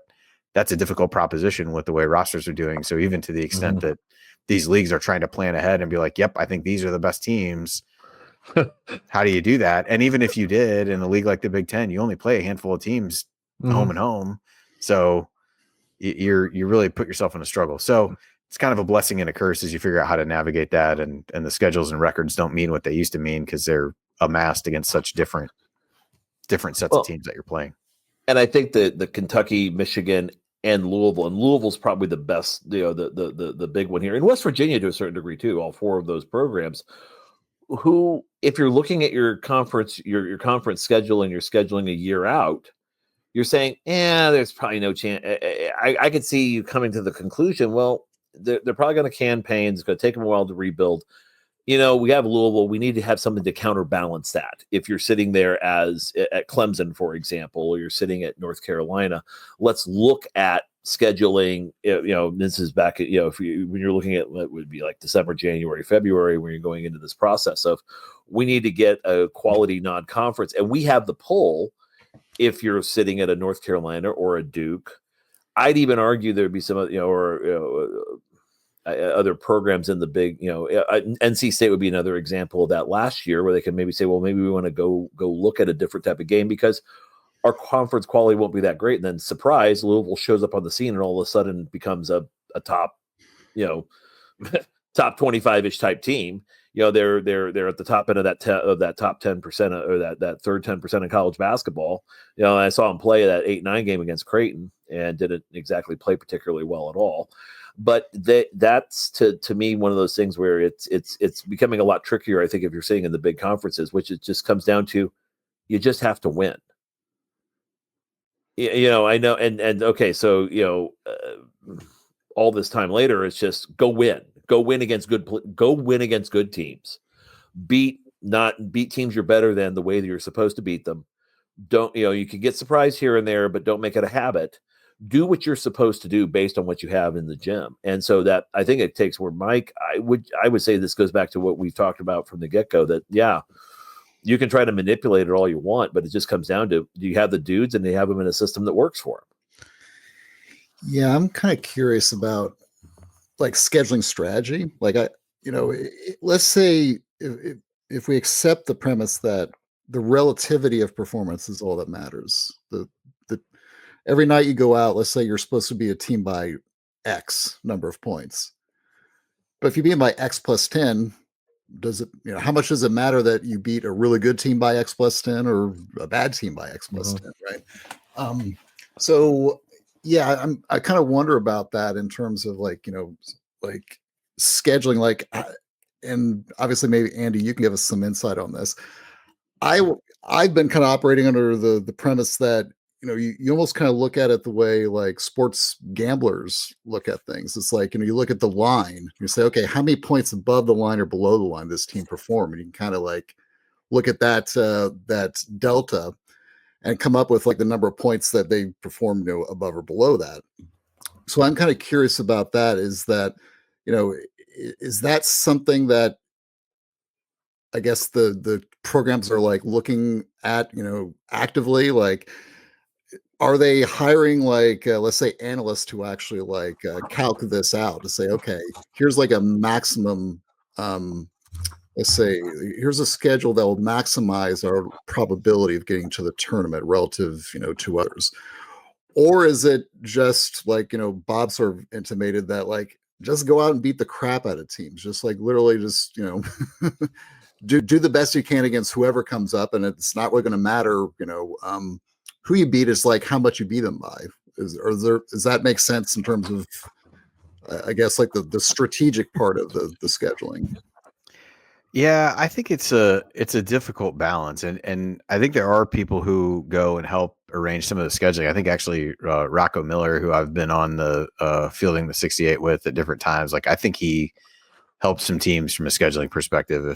If I'm understanding correctly, some conversations I've had with him about that. So I do think they look at that. I think they also have people probably different in different programs who are looking at, the analytics of how are you doing, against different teams, and what do you need to do on a given night. I think it's probably trying to figure out the balance. I think most major conference teams, either by virtue of being in a non-exempt event or being in some neutral site games, you're going to get, made for you maybe 3 games against good competition for every non-conference. Let's say some people might be 5, maybe there's some that only have 2, but I think most are going to end up with 3 to 4 reasonably good games. And so what you're left to figure out is what you do with the other, 7 or 8 at that point. And for as much as I said, I don't think the committee seems to care as much about non-conference strength of schedule. I also don't know that you can just go and schedule, the MEAC and all the, let's just do all 8 teams of the MEAC and have that, and we'll just run them off the floor and call it a day. Like I don't think you can do that, because I'm not sure that really helps your team in the long run. And I actually thought, IU this year did a pretty good job of scheduling. One of the things that I think was helping their case compared to a team like Texas was IU had very few quad 4 wins, and they had a number in quad 3 where they played good teams from the SoCon, who's typically a pretty good league. And did some things that way. Like, and that's really how teams used to game the RPI to a certain extent, was like, you try to figure out ahead of the year, which was a hell of a lot easier to do at the time. Here's who I think teams among the best teams are going to be in what is like the next echelon of conferences below, kind of, we talked about the Mountain West, like who are going to be some of the better teams in that set of leagues. And then you'd show up and you'd win those games. And you would kind of set yourself up for success, because those teams would do well in the RPI and you'd kind of move along from there. So I still think there's some validity to that kind of scheduling thing, because it allows you to challenge your team a little bit. You're still playing, buy games against teams that you should beat, but you probably learn a little bit more like that. And so I think it's just like that balance between, how do I find teams in the, low one, who I think might end up in the, low 100s of the net or something of that nature to try to schedule, versus I'm going to go schedule a bunch of sub 300 teams and just throttle them. Yeah. You've seen that work, but I think the challenge is you eliminate a lot of margin for error if you do it that way. Not just from margin for error in terms of, did I beat this team by 40, but also it puts a heck of a lot more pressure on those top non-conference games that you have, and you really got to perform in conference. So even though you can't take bad losses in the league in a lot of cases, like the losses do still add up and they do still matter at some point. So you kind of put yourself in a little bit of a tough position. So I still think balance is key. And I think teams take different approaches to figure out how they achieve that. But I don't think it's going to swing all the way to like, yep, everybody's just playing terrible games every night and trying to see how much you can win by to juice the numbers. Yeah, just gaming the system, so to say. And you can game that system and totally blow yourself up with attendance. You can totally blow yourself up with, and there's another factor, before we get out of this, a couple other quick thoughts. You're going to bring in some programs that you might have an interest in their players. Right. If you start thinking about preseason, your pre-conference, and you're looking at your bye games, and you're looking at, again, getting from the Southern Conference, get Troy in there, right, Mike? You see where I'm going with this? Sam Houston State would be a good one. Sam Houston State was a really good one. You get those types of programs. Was it North Florida? That's the other one from the group. Yep. You start saying, okay, how does this dude stack up against us? Okay, we're going to scheme everything at him. Can they still get 20 and do it efficiently? Yeah. And, there may be that whole thing of the old minor league games where, bring the Reds in to play the Indianapolis Indians on, AAA night, play the farm club sort of crap sort of going on here. I also, Mike, as you were talking about kind of the process, I was thinking of Frank Rosenthal walking into Assembly Hall with Tony Spilotro driving him. The first program that finds their errors to decide to do their scheduling. Yeah, this is our guy. We got Tony here. He's gonna watch the door. We got Frank, come on in here. Tell us how we're gonna schedule this year, man. I'm just seeing this moment of, we're going to dig holes for you. You're fine. It's like, I hear you paint houses. I hear you paint houses. Oh. Yeah. We haven't done The Godfather in a while, but I wanted to throw a casino reference, and I like that. We have to, yeah. I mean, it's the off season.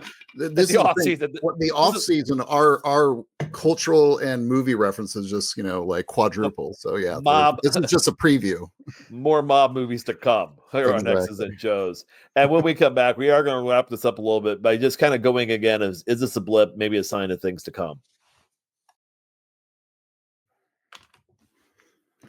Welcome back to X's and Joe's. I'm Mike Weemuth, joined by Coach Bob Moats and our guest, Andy Bottoms.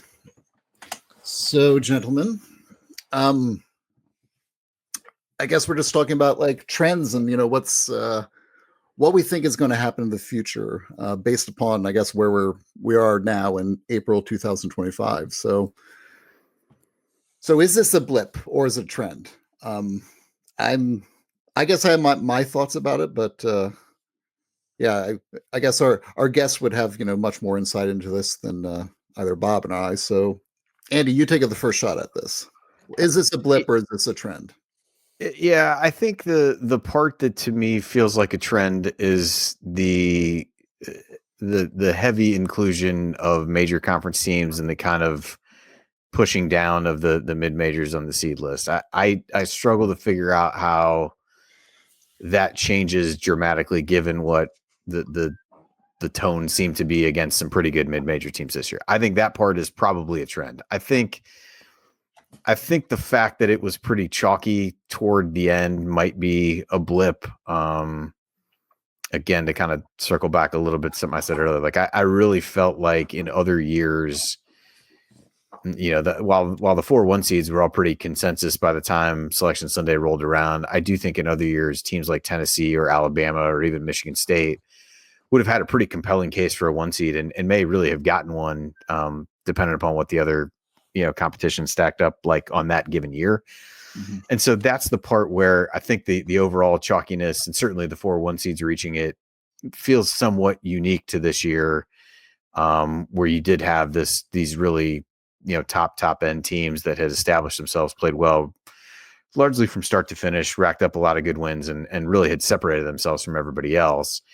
I just don't know how likely that is as we look at the current climate of changing rosters and different things like that, because even those teams, it was a little bit of both, right? You've seen transfers come in and out of a lot of those programs. Now you did have the Michigan State who had some new faces that they brought in, but it was a lot of holdovers that they'd built up over time.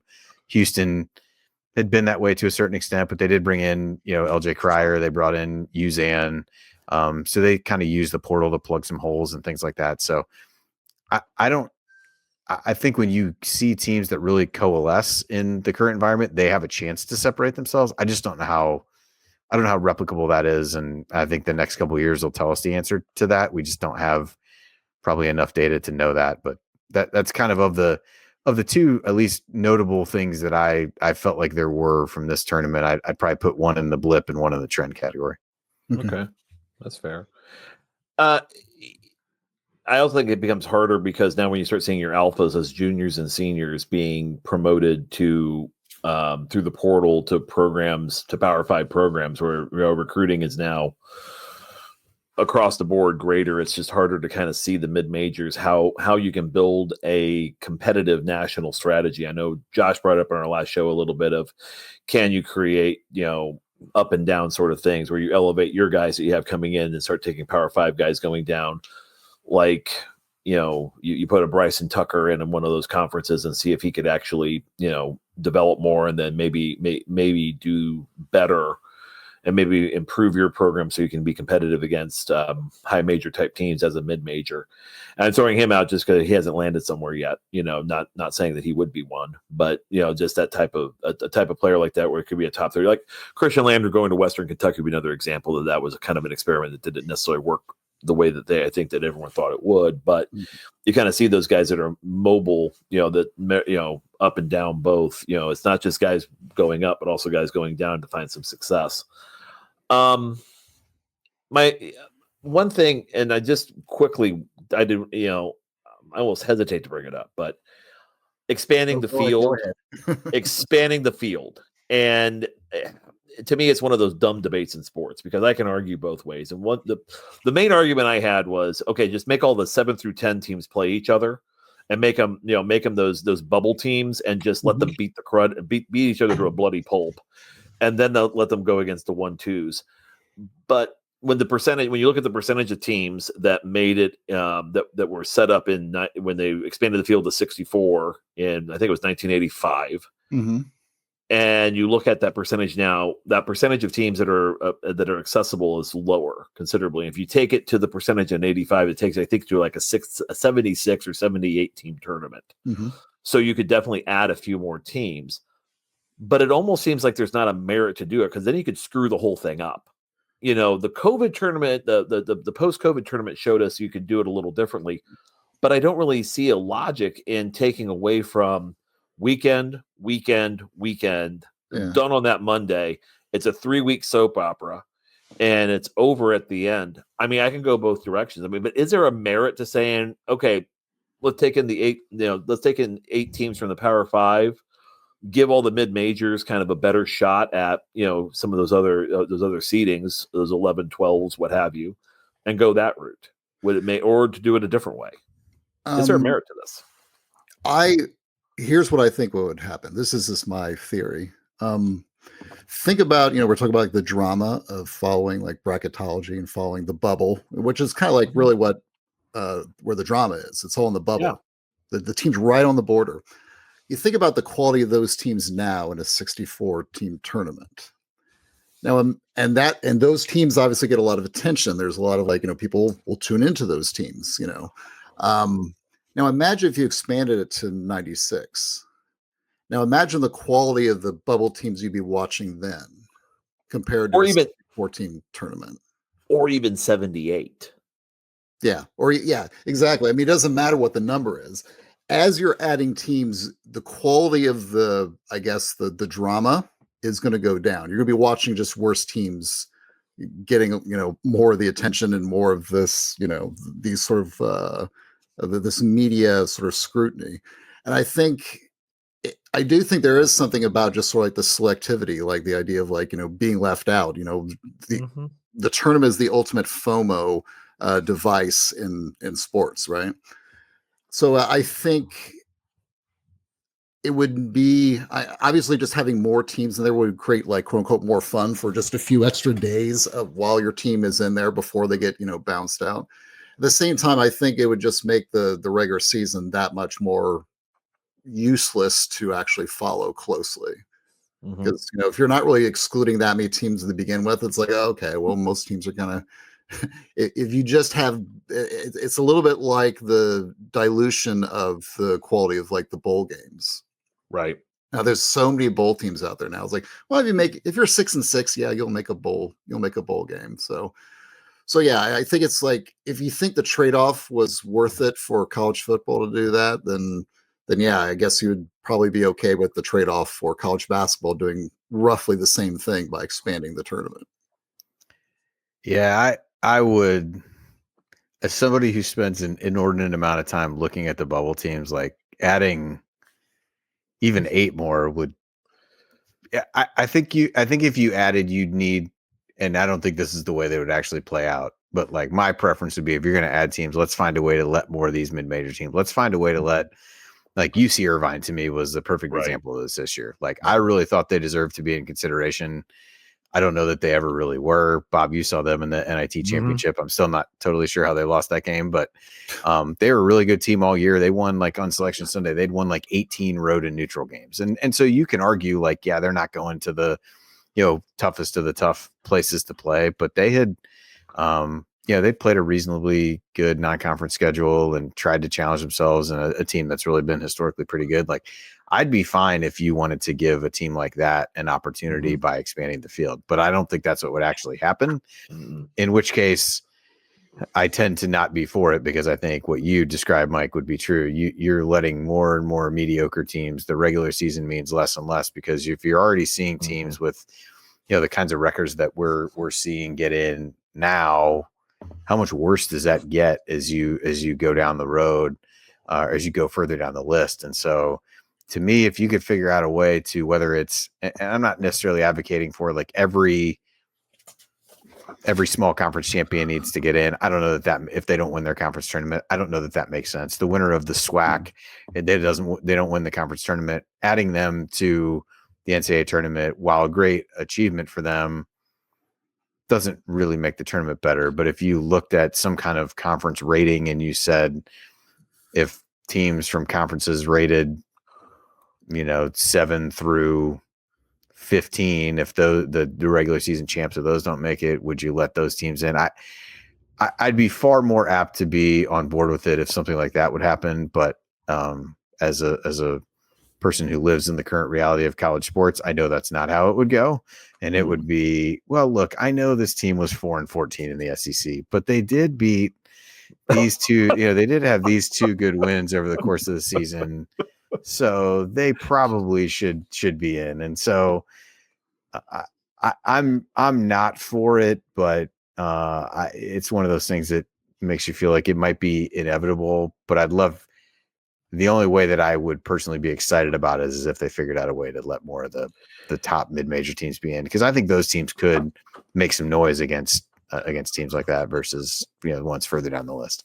Yeah. So you brought up UC Irvine. I'll say it was free throws. They I know it was. Yeah, it was. rough. I mean, I'm sitting there. We're both Coach and I are sitting there going, they're going to lose it. And that last set was brilliant. I had just said to him, throw the sets out. At this point, it's who wants it more. And both teams drew up some amazing stuff at the end. That they practiced. And I mean, that was just. I'm telling you, man, it was a wide open look. It was just inexplicable. I would say this about the NIT though, and we've seen two of these that have happened now in the last couple of years, where these games going down to the wire. And yeah, Drake's better for being in the tournament. Don't get me wrong. It's better for Drake. And I would argue the Valley could be arguing to get multiple bids in the future. And under an expanded environment, having a multi-bid Valley is a good thing to have in my estimation. That being said, those people from Chattanooga, that was the most excited that the University of Tennessee at Chattanooga has ever been about basketball in the history of their institution. Their fans were just, they were bouncing all over the place. We're talking in lines to them. These guys were just, they drove the 6 hours up to spend a weekend in Indianapolis, Indiana. They spent their spring break in Indy, and they were ecstatic. And like Indiana State the year before, filling Hinkle Fieldhouse with basically everybody who wears wearing powder blue home field ISU sweatshirts, reliving the 70s, reliving Butch Wade in the 60s in some cases. That was something. And I do think that there's a value to the NIT, especially for some smaller conference teams that give them a chance to kind of just have a chance to play basketball going into April. And Chattanooga brought some of their Hall of Famers with them, didn't they? Yes, they did. Oh, yeah, we saw him. Yeah, and I'll tell you, he is Terrell Owens is a definitive cheerleader. That guy. I was half expecting to run out in the middle of the floor and just basically start dancing around the Butler Bulldog for the hell of it. But there is something to be said for just having like the NIT now, this crown of college, whatever they're calling that thing. Did anybody? Yeah, I was going to say if we want to expand the tournament, we have to talk about what happens to the crown, which is steeped in history at this point. So it's up there with the World Football League as to bad ideas that come to fruition. Did anybody get paid for that thing? Because the old story of the WFL was they had to give the rookies of the year cash. They refused. Teams were quitting because they had to actually take cash payments for the game that week because the thing was bankrupt. So I don't see. Yeah, did anybody win the thing? Did it actually happen? Didn't Nebraska win? Isn't that who actually won? Look at the hang a banner. Yeah, maybe. I don't know. A banner year in Nebraska. Yeah. Yeah. The timing of that one is just, even if you think the concept is a good idea, the timing, given everybody in the portal and all the teams who opted out of it to do whatever. And then even here locally, you had UC playing in it, where everybody really just wished that they wouldn't have played in it, and they would have fired Wes Miller and moved along, but that didn't happen. So then they played in it anyway and sucked it up and did that. Yeah, that definitely is a bad idea. That's right up there. Oh man. Well, Andy, thank you for coming today. This has been a really fun and enlightening conversation. Yeah, it's been my pleasure. Always enjoy listening to you guys, and have really, really enjoyed the show. So was happy to be on and talk a little bracketology in the aftermath of the season. And now, IU signing players. We've got lots of other exciting stuff to talk about in that regard. So that's thanks. It's been a busy week on that front too. Exactly. Hey, Andy, I've always had this question. This is more the social question now that we're kind of closing down. Obviously, bracketologists, I think a lot of like college basketball fans look at them almost like they're like almost like an elite covert sort of group. So like, do bracketologists greet each other with some kind of skull and bones, Bilderberg secret handshake? No, definitely not. Definitely Okay. not. So I like if you see Jerry Palm at an airport, do you just give a knowing nod, across the room, kind of like, I would just want to laugh at him. Sorry. Sorry. Oh man, yeah, he's I mean, I know he's not going to be back at CBS now, so I probably won't. I probably will. I'll probably leave that be. But I think Coach had Delphi had a minor run in, I think, with him. So I'll leave it at that. So I will say that his place on the leaderboard of the bracket matrix says everything there is to know about that. Yeah. I was just thinking, Coach is close to the North Newton School District, so maybe that is the Ant Spilatro of our of this. Exactly. Yeah, don't look there. So seriously, thank you, Andy. Great having you on, and always good to talk with you. And and also a big thank you to Bob Thompson for the music and sound of the show, and special thanks to John Ringer of rigdesign.com for designing the logo and look of the show. And looking forward, episode 31, the portal. Can we actually make any sense from it so far? Why not try? Bob and I will be making our Gallipoli charge at trying to explain how the portal is functioning or dysfunctioning at the current time. And I think we'll try to look at some numbers and see like what teams are actually cashing in effectively within the portal and those who may be struggling versus some of their peers. So look for that to drop probably 1st of May. So another 2 weeks. So we'll be putting that one out. So yeah, but by that point we have a general idea that it won't be done, but it'll be done enough where we can actually be like, okay, who's where? Yeah, because right now it's kind of like it's like a game of musical chairs with a live grenade in the room. We have no idea what's going on. And we're just waiting for the bang. Yeah, exactly. So, So look for that about 2 weeks, and we'll try to take a look at several different teams that they're getting kind of active. So I just saw Mbako just dropped for Texas A&M. So. Jared Morris could probably Jared Morris could actually go on one of their podcasts and talk about him. Exactly. No, he's probably going to have a good Discovery report. This implies there are Texas A&M podcasts about basketball, which is highly unlikely. Yeah. That's the orange one, right? The one that's played indoors. That one. Yeah. Yeah. Well, it fits. I mean, we've already taken multiple shots at the University of Texas today, so it's like, we are equal opportunity around here. Yeah. Remember, Texas fans, that it was not Bob and I; it was Andy Bottoms de Santa Ana that did all that today. So.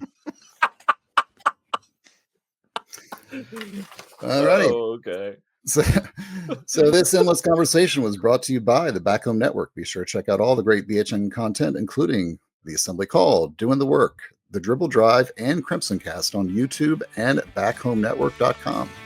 So until next time, I'm Mike Weemuth. I'm Bob Moats. Take care, everybody. Fly, Eagles, fly.